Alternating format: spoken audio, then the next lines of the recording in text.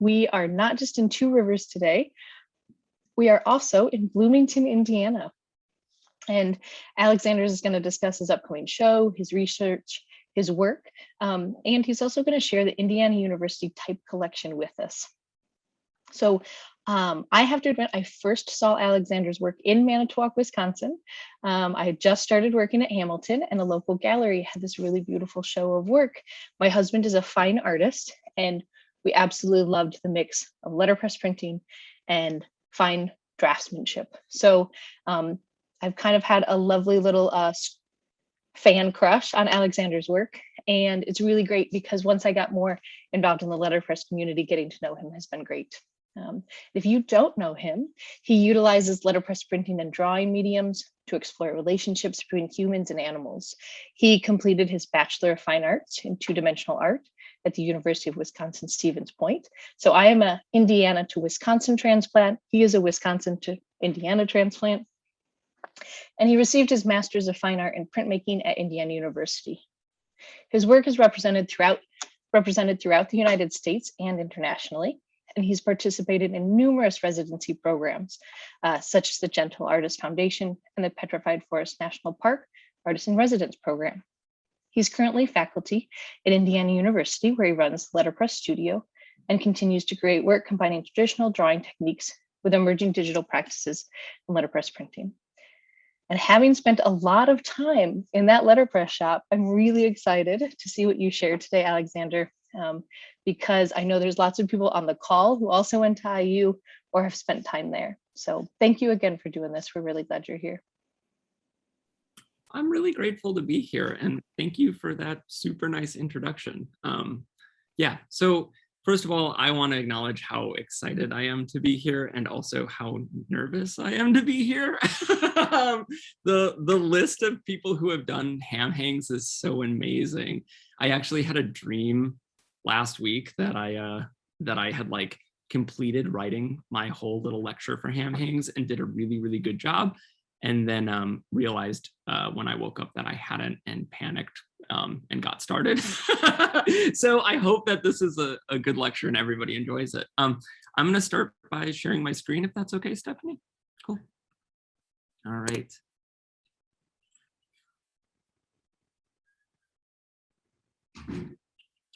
So once again, very nervous, but very excited to be here and also super grateful to be here. I can't thank you all enough for taking the time to come. It's super special just to be a part of anything having to do with Hamilton. I've sort of always had Hamilton off in the distance for me as a place that I get to visit maybe once a year at the Ways Goose. And it's just a very special spot. So I wanted to start my lecture with this photo because I love this photo so much. It really sums up how I feel about Hamilton and the letterpress community overall. So I remember standing here and taking this photo in maybe like 2017. We had started unpacking some of the Inquirer collection in the back, and somebody, whether it was Stephanie or Jim or someone, made the comment like, whose car is just sort of hanging out in front of the building? And nobody was upset that somebody had just clearly abandoned the car in front of the Hamilton building. They were more concerned with like, where is this person now and how are they doing? And can we get their car back to them? And this like beautiful, like caring and casual nature where everything at Hamilton is just so kind is what really drew me even deeper into the letterpress community. So that's really been my experience with printing, is just everybody is so kind and supportive. And that's just not common in every art medium, especially in the other art mediums I work in. So I don't know, I think we have such a special spot here with letterpress that I just want to acknowledge that right off the bat. We're all really lucky to be a part of this community.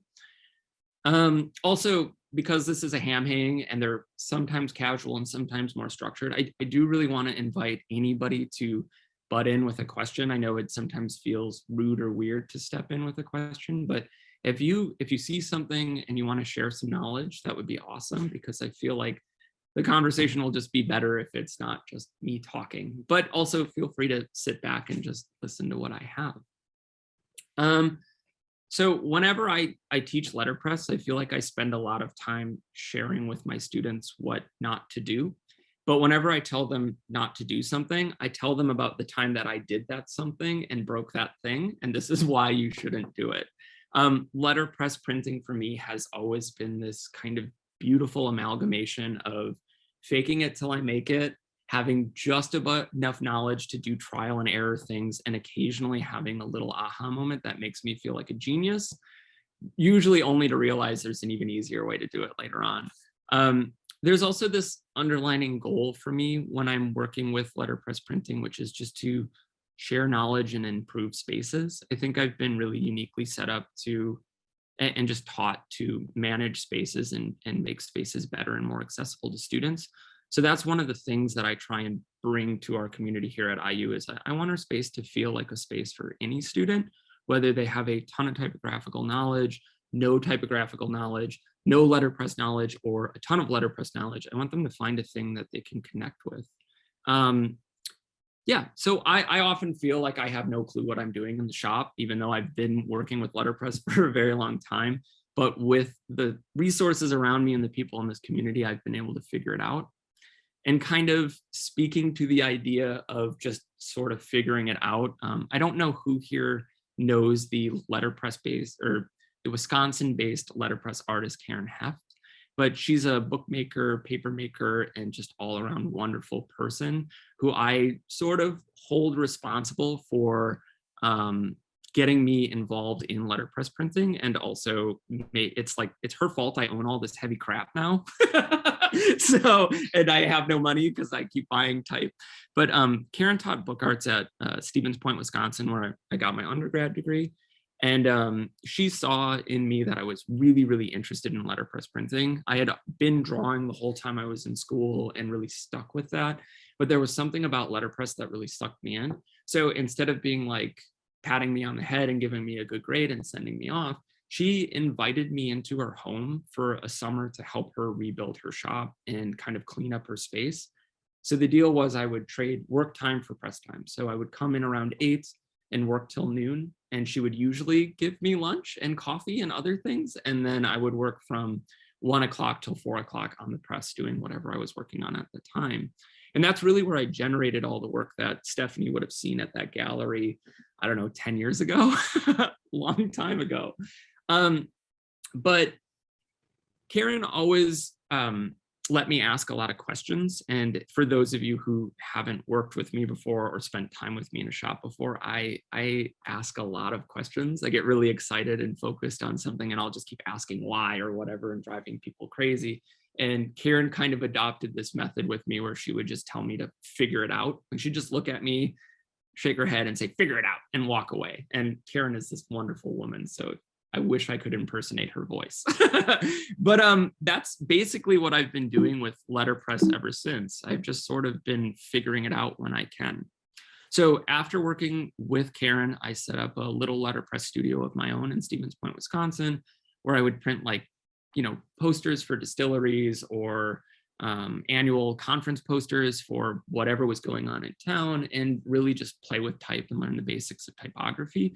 Because at that time, I really had no formal graphic design training, and this was really the proving grounds for me. So in 2016, I started at Indiana University. So I graduated from UWSP in 2013, and 2016 came to Indiana University. And it was at that time, I just kind of like bright-eyed, bushy-tailed, ran into the shop and plopped myself down on a chair. And then the chair slowly collapsed and sunk into the ground as the tape holding the legs together gave way. And that was sort of my introduction.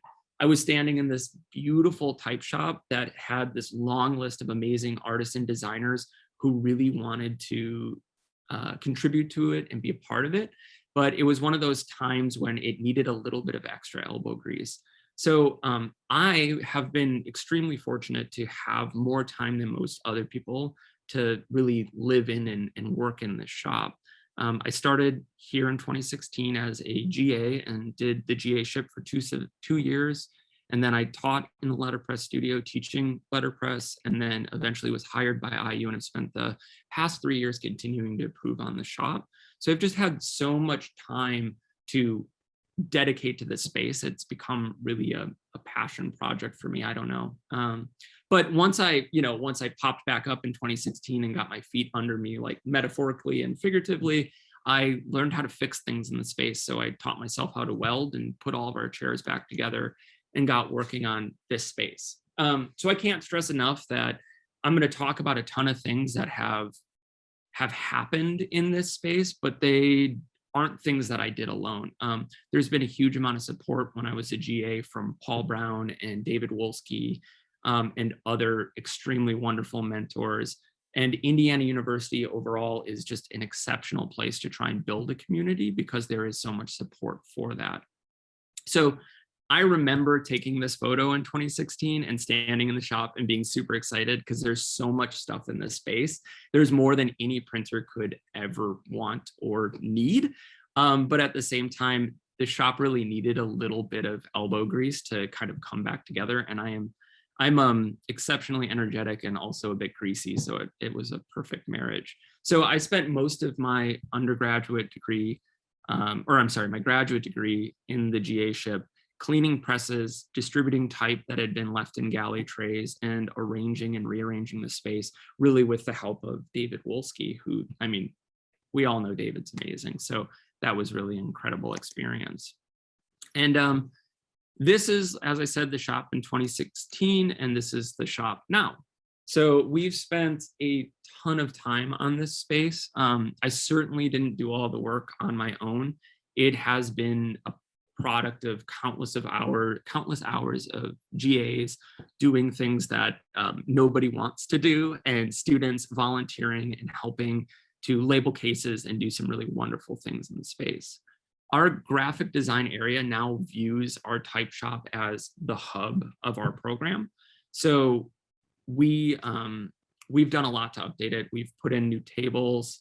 The old tables literally had like holes cut in them that we had, so we just replaced them completely. We got heavy cutting mats for everything. We purchased new guillotine for cutting stacks of paper, secondary drying racks, storage for students' work in flat files, just kind of anything that we could think the shop would need to improve. We also did a lot of deep cleaning where we got all that type put away and really cleaned up the walls. I mean, even the walls were getting a little scummy. So we spent a lot of time in here, and now this is the space where we teach all of our seminar courses, our letterpress classes, our book arts classes. We host artists, events, meetings, and we were bringing in all of the like 200 and 300 level design students and introducing them to this space to kind of increase the visibility of letterpress across campus in general. And it's working really, really well. It's highlighting a kind of a gem that we have at IU that otherwise isn't being seen. So, and one of the things that's so wonderful about our shop is we have just such a significant collection of type. So we have 270 cases of metal type in the shop.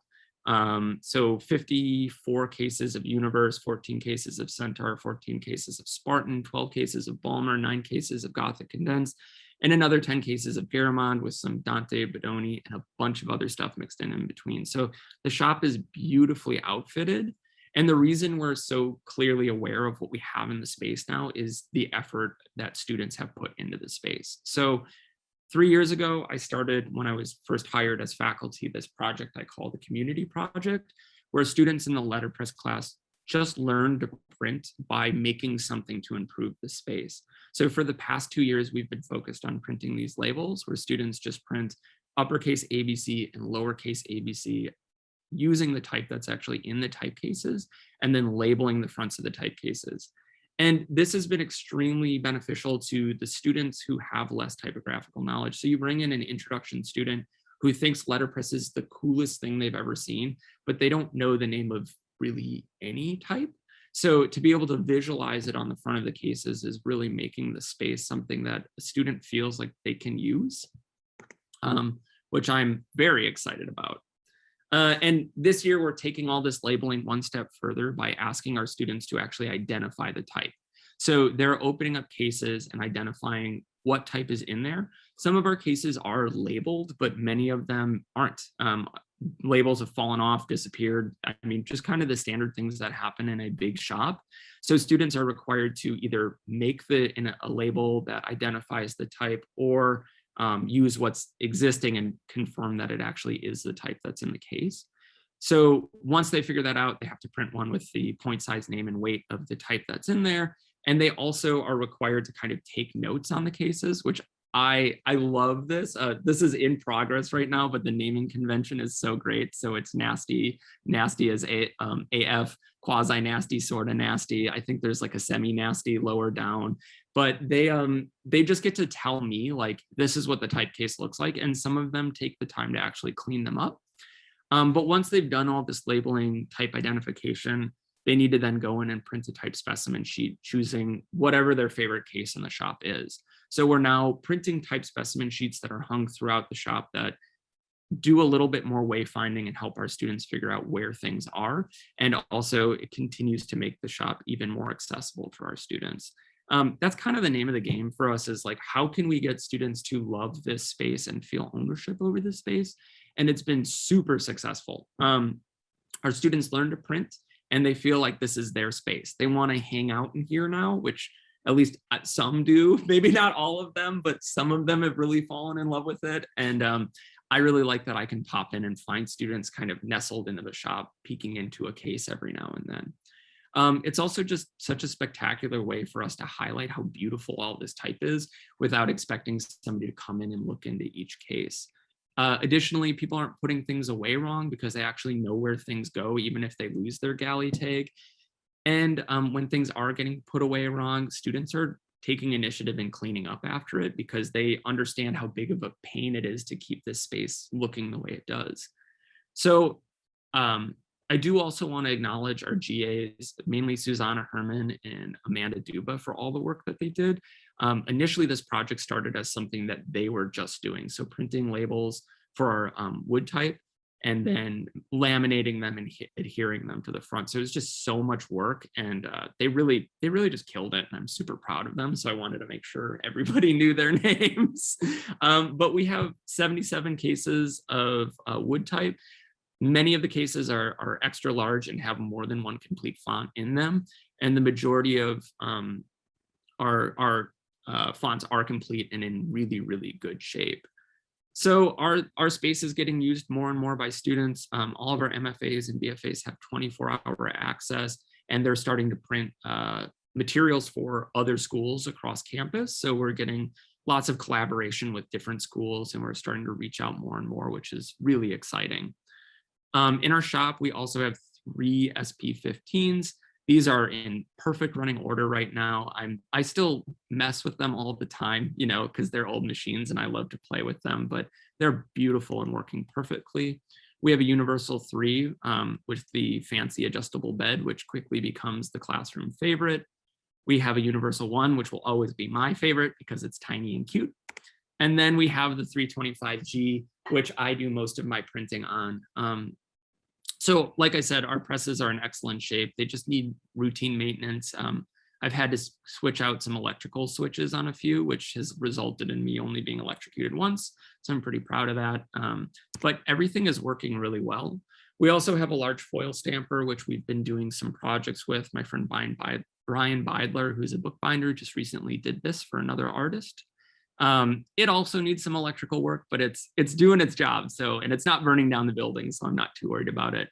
We have a ton of other stuff: photopolymer plate processor, 2 different hand presses, a Kelsey press, which is right here, laser cutters, CNC router, vinyl cutter, 3D printers, really anything you could possibly want to also bring in our students who are more digitally inclined and get them working on the press and just sort of tricking them into falling in love with letterpress. Lastly, as far as shop talk goes, I have to acknowledge this Vandercook 4, which is like my favorite thing in the whole world. I have this in my office plus about 30 cases of metal type that aren't in normal circulation. The reason this one lives in my office is it's a complete problem child. All of our presses have needed repairs, you know, whether it's rollers recovered, switches replaced, new belts, or just lots of TLC. But this press needs like all of it plus more. And it's really taught me a lot about working on presses.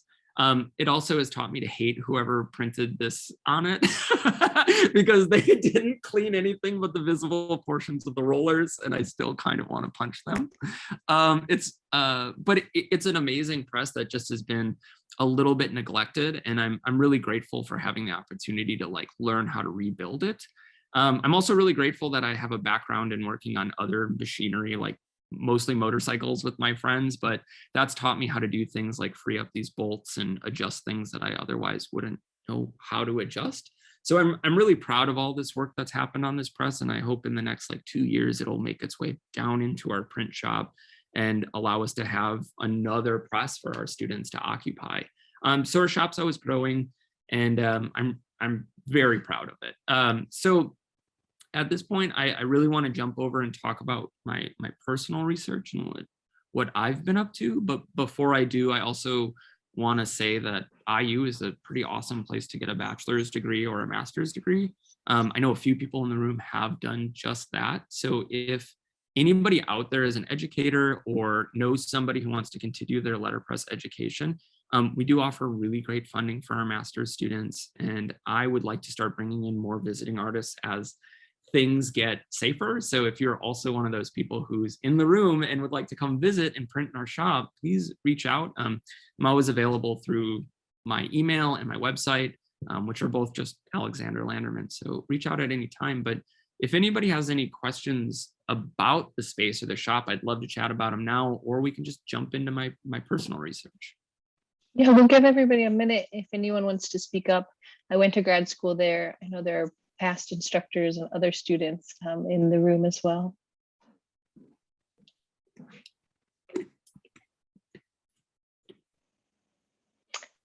I don't see anybody unmuting. We will have some time at the end too. If you think of any questions, you can also feel free to put them in the chat. So I'll let you keep going. Oh, somebody went MFA for digital art. Woo! Awesome. Yeah, well, so personal research, me. Let's talk about me and my work for a bit.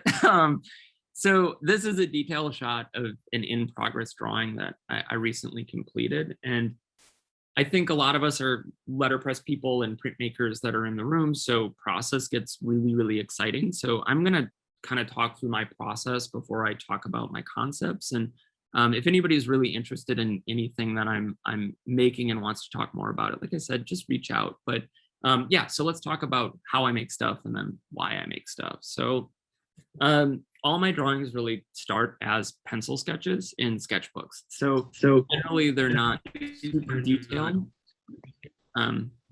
detailed like this right off the bat. They start as little drawing of a snake or a little drawing of a worm or something like that, and then develop into a more formulated thing. And once they start developing, I then transfer them over onto Bristol board, which is kind of my standard drawing surface right now. So I really like the Strathmore 500 series. It's a bit pricey, but if anybody out there likes working with ink, it's super duper for ink. And then when I get the sketch solidified, I'll go over everything either with a micron pen or a dip pen. The micron pen is significantly more convenient, but the dip pen always yields much better results. So when I get to this page, this phase, I sort of think of it like a coloring book page or like a really crappy paint by numbers that doesn't have any information to help me make it. But it's a really nice way for me to then start inking. And I think of the inking process kind of like a photo in Developer, where it's slowly developing and coming to life. And I can either stop it too soon or too late or at the perfect time for the photograph. So kind of my goal all along is not to push that contrast too far and make it feel too stark and ridiculous, but also to let that contrast really develop into what it needs to be. So I use Sumi ink predominantly, but also recently I've been experimenting with some Walnut ink, which I'll talk about a little bit later. But I just work layer by layer with really light washes of ink to kind of build up that depth. And the Bristol board is really perfect for this because I can wet it over and over again without the paper starting to deteriorate. Now I know we have some like paper geniuses in the room. So I would love to hear if you have suggestions about better papers to use, because I am getting a little bit of deterioration after wetting that paper so many times. And I really want to avoid that. So if anybody has any advice about good papers, I'd love to try something new. But I love this process because the process is so slow, and it allows me to kind of pick what I want to draw attention to. So I can highlight certain areas by making them brighter and bring other areas into the background by making them darker, and sort of build this narrative that moves throughout the piece. And after I spend kind of a million hours beep booping around and playing with these drawings, I end up with something that looks like this. And every drawing and experience of generating the drawings is very different, but more often than not, the actual inking process is the most enjoyable and relaxing portion, because I'm just sort of sitting there almost like meditating, listening to whatever audiobook or getting caught back up on whatever podcast I want, and really letting this drawing come to life. And it's a lot of hours, but it's so enjoyable. And then before you move on, Alexander, there is a question. Hans, do you want to unmute and ask? We were getting a little interference, so I just wanted to help grease those wheels.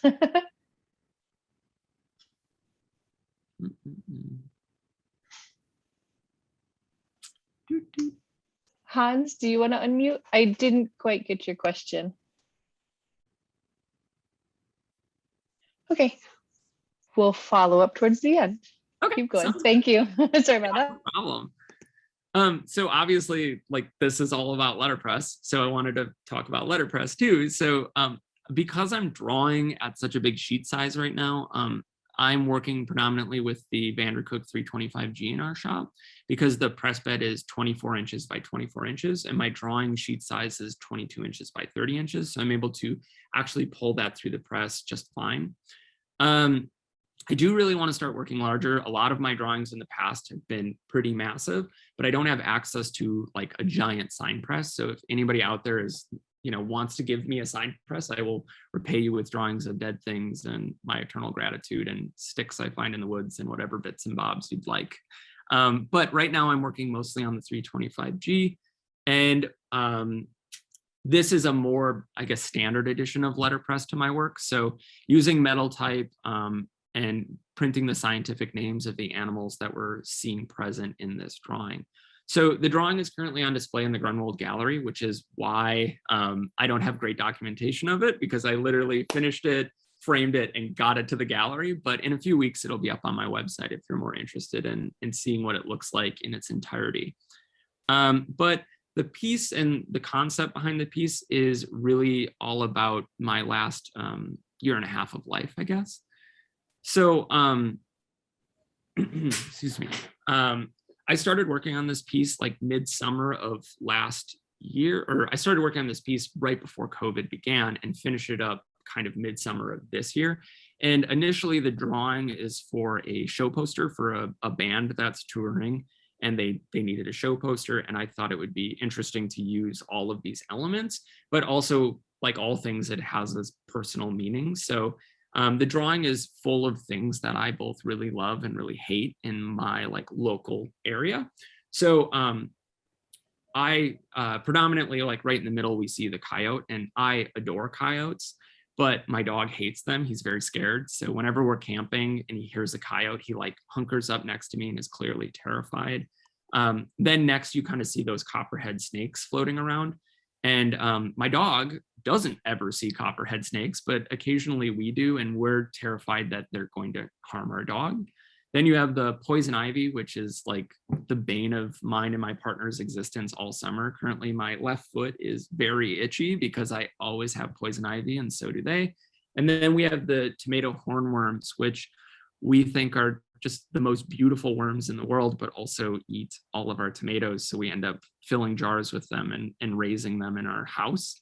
And this, like I said, this piece for me is really all about the past year and a half of my life. I've become significantly closer, like a lot of us, to my partner, my friends, my family, my coworkers.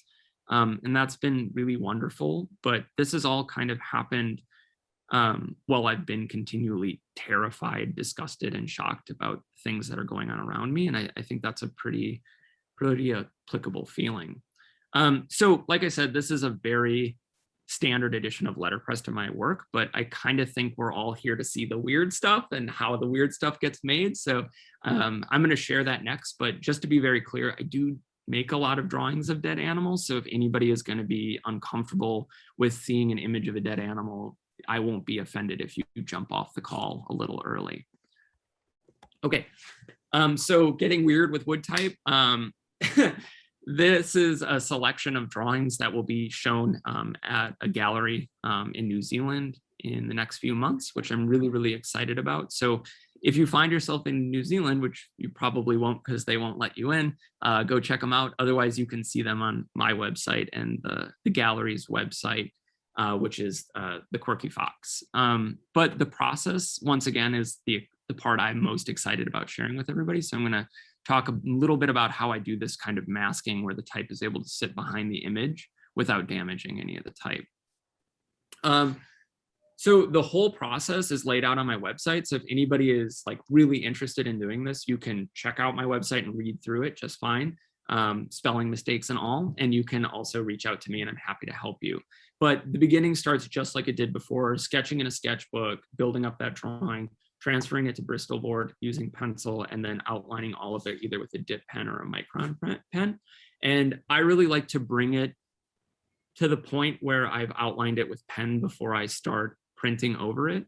It's a little bit more risky because there's the chance that I will screw up what's a pretty strong drawing with poor printing, but it just seems to work a lot better to bring the drawing to this point because I know where every design element is going to fall on the page, and that just makes for a better print in the long run. It's also really nice to have the drawing done first and then go to the text, because when I try in the past to make the drawing respond to the text really overpowers the drawing, and I'm always trying to look for that perfect balance. So my relationship with text is a very fickle one. I have a learning disability and really struggle with the written language. And I became interested in drawing and art making and image making as a form of communication because I simply couldn't read for a very long time. So that was a way, like all kids, looking to express themselves, that I could express myself in a way that I felt like I could engage with other people trying to express themselves that made more sense to me than the written language. My inability to work with written language is really what continues to keep me interested in letterpress printing, because it's spent such a long time eluding me and struggling so much with it. It's become really attractive to have it ingrained in my life and feeling like I'm gaining some sort of success with it. That being said, I will admit that this whole process makes me cry every once in a while because I'll suddenly realize that I've misspelled something or misarranged the words specifically because I'm just too dyslexic to have noticed. So I've built in a couple of things, but it's this weird balance where I have these failures that instantly bring me back to being in like 6th grade and failing a spelling test. But also I have these weird successes that instantly bring me back to being in 6th grade where I got one thing right on the spelling test. So I really love that aspect of letterpress printing, and it's what keeps me so engaged with it. Regardless though, at this time, I have this kind of coloring book outline and I just start pulling type. And the best thing for me to do is I'll lay a piece of tracing paper over the drawing and just start setting type on top of it and just sort of looking at what's going on. And the drawings are pretty big, so I'm printing on the tracing paper and then laying it over top of the drawings so I can get a sense of how the drawings are going to interact. So here on the left, we can see kind of this process starting, and it helps me figure out where I need to mask things, but it also helps me figure out the spelling mistakes that I might have had, the ordering mistakes, whether things are upside down, and all my make ready. So the tracing paper method works really, really well for me with these because it's such a bummer when I screw up something in process. So I usually pull 20 or 30 proofs on tracing paper before I go to actually the next step, which is applying a thin layer of Frisket to the image in the areas that are going to be affected by the printed text. So I block out any areas. You can kind of see it here in the yellow, and that's just done by laying that tracing paper over top. This process was something that was really scary for me at first because I was very nervous that I was going to, oh, you can see me jumping up and down with excitement. But I was very nervous I was going to damage this beautiful old type. So I was only using type that I either made myself or had gotten and owned personally. I wasn't using any of the shops type. But after doing this enough now, the layer of Frisket is so thin and so soft that I'm not getting any embossment or having any issues, especially if I'm working really slow with that tracing paper. So it's allowing me to get these really unique interactions between text and image. So you can see probably more clearly here the yellow areas where I've masked out the type, and the other areas where I've just erased the drawing or not completed it. So that way I could have the type laying over top of the actual image. And I feel like this is the only group that I can really brag about this to, but this right here was such a challenge, and I am so stoked at how close the registration got. So I just have to flex a little bit on that very tight registration. But here's the completed piece, or mostly completed piece. It will get an ink wash in the background to kind of give it a little bit more depth. But I'm really able to utilize that Frisket now to have the text feeling like it's part of the drawing. And it feels a lot more like drawing with the type versus these things working as two separate elements. So for me, it's about trying to combine them the best possible way. And I love the way the feet on this one are kind of interacting with the unmoved text. Okay. We have a good Yeah. question in the chat about what are you using actually for that Frisket material? Oh yeah, so I've tried a bunch of different Friskets, and some work better than others. I really like the Winsor and Newton stuff, but it is a little bit yellow, and it will yellow your page the slightest amount. So it doesn't really matter for me because I'm putting so many layers of ink over top of it and like working in between that I can kind of fix it. But if you're doing something that you don't want that yellowing, you need to be really careful. There's another brand that also makes spray paint, and I'm gonna butcher their name, but I think it's called like Molotov or something like that. You can buy them through Blick, but it's just a Frisket pen, and that works really well too. But it lays on so super thin that you can do some weird stuff. I just did a look, and it looks like, is there Winsor and Newton colorless art masking fluid? Is that I think that's it. Okay, I'll put a link in the chat. Thanks. Yeah, it works great. And it's just a little bottle that you can keep in the shop. Cool. Thanks for interrupting. Thanks, Alexander. So these and a number of other drawings were all created on Residency this summer. So a big part of my art making is going on artist residencies and getting out of the spaces I'm normally creating in. So this trip was crazy. I normally don't go anywhere I need to fly to, but it was in Alaska, and I had to fly and sleep in airports and take boats and have like a proper adventure to get there. But the trip was spectacular. I was able to run every day, sleep in a cabin. I saw a salmon run. I walked up on a big scary grizzly bear, and also saw some wild orcas. I was also extremely brave and pet this horse. Horses are scary, but this one's kind of friendly. And I made just a ton of work. So all these drawings, like I said, are going to New Zealand this fall, and will be on display for I think 2 months in the gallery. And I'm just super excited to have the opportunity to show them to people. The process of making them has been extremely challenging because I'm setting everything up at home, going into the shop, printing, and then going on a residency and finishing them. And it's such a long process that it's kind of breaking up that spontaneity that normally happens in a shop.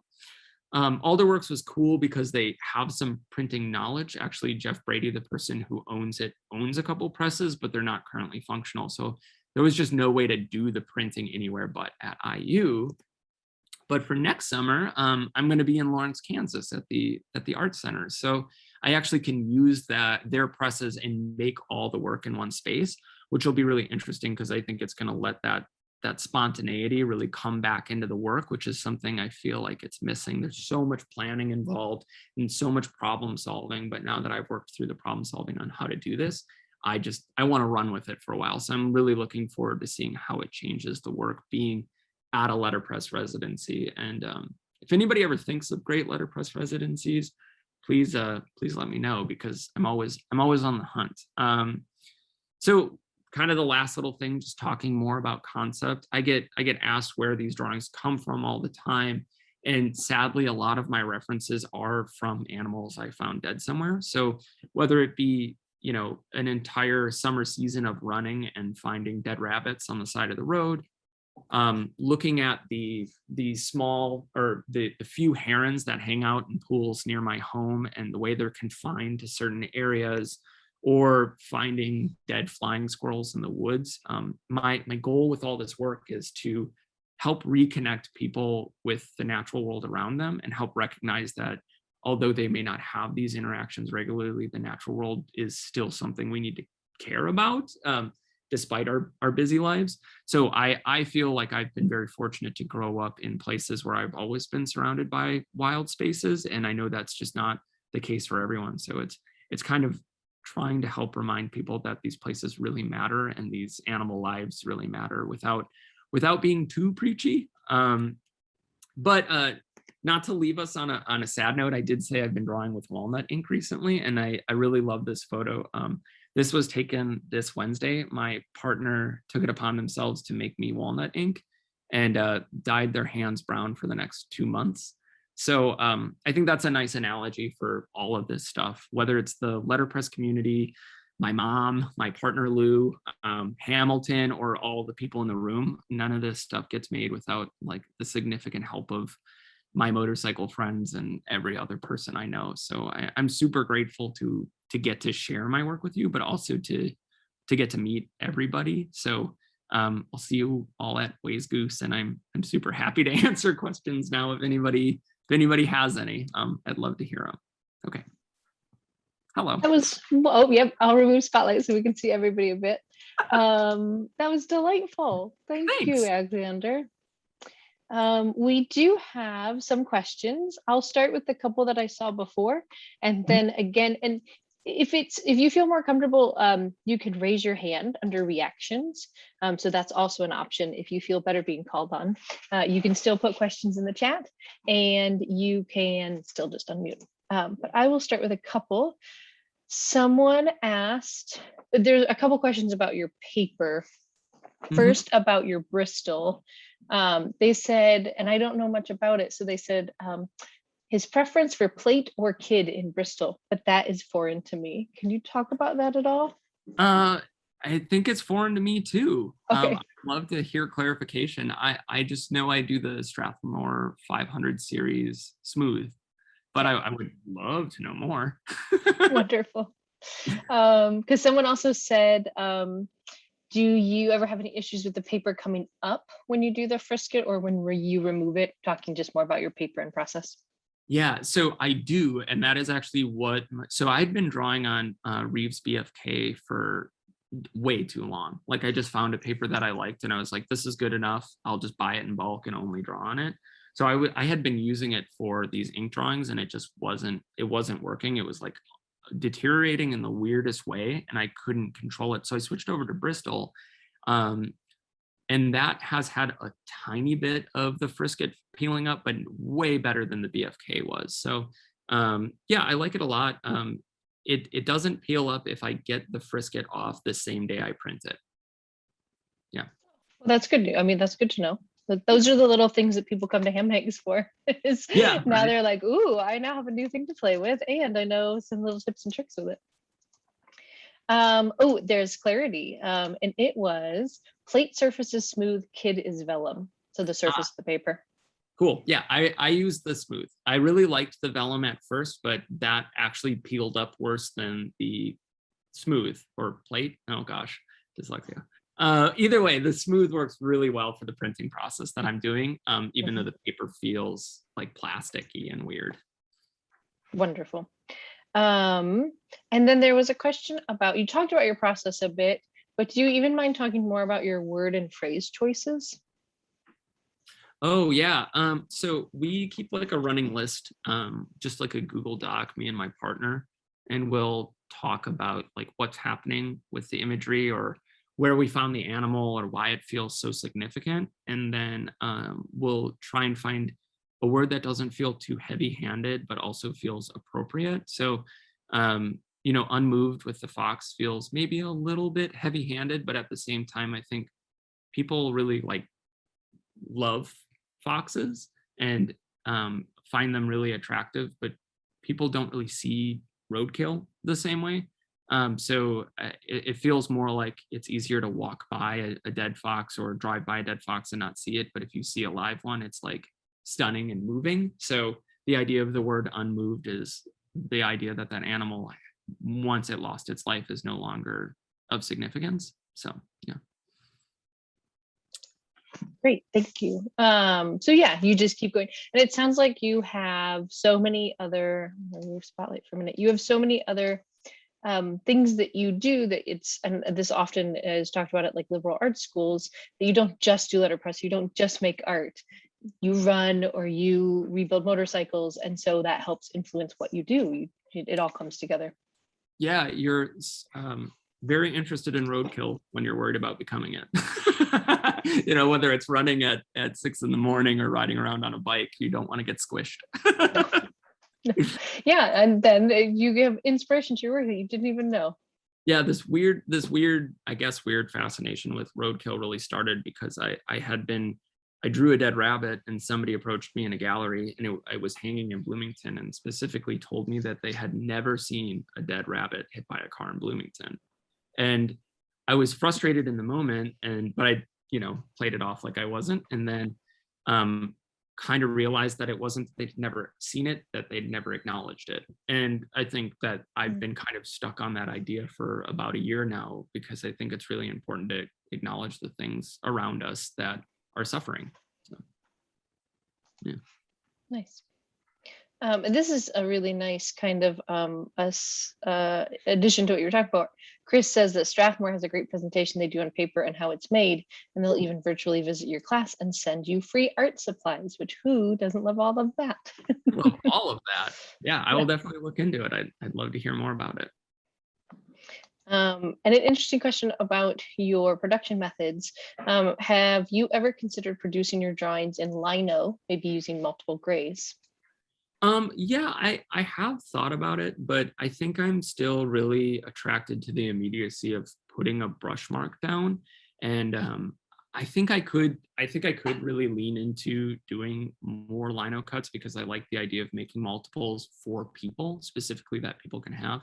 But I think the contrast between, relief printing through letterpress and then hand-drawn elements where there's this risk that I might screw it up at any point. I'm really attracted to that. So I'm not quite there yet, but I literally have a lino block in the corner of the room that I'm just been staring at for a couple of weeks, trying to figure out what I'm going to put on it. So there's more to come. Well, and actually talking a little bit about that process, I mean, each one is unique, correct? You're not making multiples. Can you talk a bit about that? Because that's pretty stunning. Yeah, I have always just liked making a lot of work, and not because I want people to have stuff and I want it to be affordable. So I want it to be unique and original, and make these singles and make them available to people. So, depends on the work, but generally I try and keep everything pretty inexpensive, so that way somebody can potentially afford one who wants one. And I'm always willing to work out these kinds of deals so people can have them. But I also have this other side of things, which is I make something and generally I'm done with it. I don't want to glorify it or hang on to it too much. Generally about 6 months after something's done, I hope it's out of my life. So if I make 50 multiples of something using a relief print, all of a sudden I have to get rid of those real fast. And I don't want to do that. So, making single objects has been really good, because generally I can find somebody to pawn it off on. Yeah, I hope there's someone who wants that piece. Yeah, someone somewhere. Let's see, we have a couple good questions. Do you photograph your subjects, those animals, or are they drawn from memory? I photograph them. I have tried drawing them from memory before, and I really struggle with getting the anatomy to feel believable. And I think that's part of like kind of glorifying that animal, is not exaggerating anything. I do make mild exaggerations where like the fur will get stylized, or I'll put some like kind of cute little sparkles in the eyes to make them feel more approachable. But beyond that, no, I really like to work from the images and keep things pretty accurate if I can. Nice. Yeah. There was also a question about equipment repairs, which being in that shop, I've seen many equipment repairs in there. And Hans wants to know, he knows of another Uni 4 with the same ink distribution problems as depicted in yours. Have you diagnosed that issue? I think it was that set screw. I think that was a big part of it, because I wasn't able to lower it and get everything making good contact. So now that I've freed that up, I'm feeling more confident in it, but I haven't inked the press up yet. I also know that the rollers, not only were they left with ink on them, but they were left down for a very long time. So I'm wondering if it has to do with some flat spots and other things, because I'm not getting good friction and good contact. So that's my guess, but I'm not quite there yet. So I'm going to keep gently hammering away at it. So if I figure it out, though, I'd be happy to share. Hans came and did some volunteer work at Hamilton for a bit, so we know how to get all of you in contact. Oh, cool. Yeah. Let's see, any more questions, please feel free to put them over. I'm intrigued to know if you have a favorite residency, because I do know you've done quite a few, and or why. Was there just one that you loved? Oh man, I think I always go back to the residency I did in California at Dorland, because it was very early on when I first started doing them. I've done 10 or 12 now, and I'm so lucky. I don't know why people keep letting me in, but the one I did at Dorland was the first time I really felt like I walked into a space, and instead of being like, I'm going to make these things, I reacted to the environment. And I had to switch mediums and do a bunch of stuff I wasn't used to, and my work grew significantly from like the disruption of my normal studio space at home. And that was so beneficial that even though it is not a bad program, anybody who wants to do it should definitely do it. But even though I feel like I've done programs that are more spectacular, like going to Alaska or being in the Petrified Forest or the Porcupine Mountains and doing these things, that little cabin in Southern California was this beautiful place for growth. So that'll always be the kind of like the thing that made Residencies so amazing. But it's a great place. Plus they need support. I did a quick search. I think I've got the right place. And do you often do your like research and drawing at the residencies, because not everyone has a letterpress printing capabilities, and then do your printing back at a different location? Yeah, most of my printing is done at IU because I just have so many resources. But the letterpress, or I'm sorry, the residencies are kind of, they're all so different. So when I was at the Porcupine Mountains, I was in a cabin with no running water, heat, or electricity. So it was not really a conducive space to drawing, but it was an awesome space to go walk around and find animals. I've never seen a wolf before, and then I did, and that was pretty spectacular. And it's kind of that thing where it's a lot easier to draw things when you see them in person. So yeah, I'd never seen a wild one, I should say. Yeah, so it's a different experience. Yeah. And Erin shared some other residencies, and also Oh. Someone earlier shared In Cahoots by Oh. Macy Chadwick has a residency out in California. I'm going to write all that stuff down. Thank you. I know. Yay. And that's good for everybody. Look at that. Yay for community. Well, we are coming up on our hour, so I'm going to wrap it up. I want to say, Alexander, this was a lovely mix of both the IU classroom as well as your personal work. So I want to say thank you so much. We really appreciate you sharing all that. Yeah, thanks everyone for taking the time. It's so cool. I really appreciate people coming. We are very lucky to have an amazing community. And to that point, I will share a couple of upcoming things that are happening at Hamilton, because we do have some things coming up. Let's see. First off, we have, and I might have to share some links in there, but we do have a couple more ham hangs. I will admit we're getting a little quieter. If you don't know, I will be out on family leave starting in the middle of October. Jim Moran has been an amazing, I'm so excited. Jim Moran has been a great host, and he'll continue him through the end of the year. And Logan, who was on here earlier, is going to be our helper. So we've got a great team. We just probably won't be weekly. I'll give you a warning now. We'd love seeing you every week, but we just don't know that that'll continue. So we do have one the upcoming 2 weeks, and that is September 17th. We have Signal Return Press. So we're really excited. We've been trying to work to get out there for a ham hang for about a year now. So I'm really excited to see what we can share what they're doing. And then we've added a ham hang. So if you didn't know, Friday, September 24th, we are doing a ham hang with Richard Kegler of P22, which you might say, well, you've already done one with P22, but we didn't do one focusing on his exhibition that we currently have at Hamilton. So right now we have an exhibition called Dry Ink, and it's a big exhibition of Richard Kegler's work. I love Rich's work because he does such a good job of exploring different ideas. He does prints, he does posters, and he does really outstanding artist books. So we're going to share some of his work. We're going to have him talk about his process. So again, that one is on Friday, September 24th at 12 noon, and you can register over on the ham hang page. We of course have Ways Goose. I laugh because Ways Goose has taken so much of what we're trying to produce right now. And so we're so excited. We have amazing speakers. In fact, we'll be updating the website in the next week with the schedule. So that way you can make your plans to be there. It's a 2-day event this year. It is virtual, and we have pre-conference workshops. So if you want to get hands-on in your home, that's a good way to do it. In fact, we just added 10 spots to the Lego workshop with Bob Kellerman.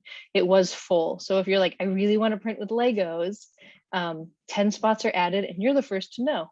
So you can go sign up, and there's lots of spots in some of our other workshops, which includes wood engraving, lino carving letter forms, portfolio bookmaking, and vovels. Ooh, and mica. Okay, I'm going to talk about this one for 1 second because I absolutely adore it. So we had Micah, Baltimore Globe, do our event poster for Ways Goose this year. It's amazing. And then I talked to Allison Fisher, and I said, hey, would you do a workshop? And she said, yes. And she's bringing in Bob Cicero and Mary Mashburn. So Bob used to work at Globe. So he's going to give you the lowdown on how to do old school, fast letterpress printing lockups. So I may or may not be on leave, but I really want to peek in on that workshop. So anyway, please take that workshop with Bob Cicero because it's going to be amazing. And then my last thing is, in case we have students on the call, we do have scholarships for Ways Goose. And in fact, we have 3 different kinds of scholarships. We have one for students. So please go sign up because you can apply for a scholarship. We have scholarships for financial assistance, and we have scholarships for community. So if you're based in the Manitowoc County, that's another way you can get a scholarship. And that means you would be able to attend the virtual Ways Goose for free. So I put those links there, and I would love for you to go check them out. I will just see if there's any notes. We have some links. Thank you, friends. And also, we did just add a Ways Goose Wednesday. Something we're starting to do in September and October is we're going to share some links. The one last Wednesday was a tour. So if you've never been able to make it to Hamilton, but you want to see what it's all about, Jim Moran and Bill Moran did a wonderful tour last year, and we've shared that on YouTube. We're also going to share Georgie Leach and Jen Ann did a really nice how wood type is made. And we're going to be sharing that one and a couple others. So you get some behind the scenes if you haven't seen them. So check out every Wednesday. You can see what happens at Hamilton. That was a lot. Sorry, I'm so excited about the things we're doing. And I have amazing friends who have been putting links over in the chats. Thank you, thank you. And maybe the last one is just that Hamilton hang, because I don't think those links went through. And that way you can get signed up now and you're all ready to go. There we are. That's my update. I want to say thank you again, everybody, for joining us on Friday. I hope you have a wonderful weekend. Thank you again, Alexander. Bye, have a good one.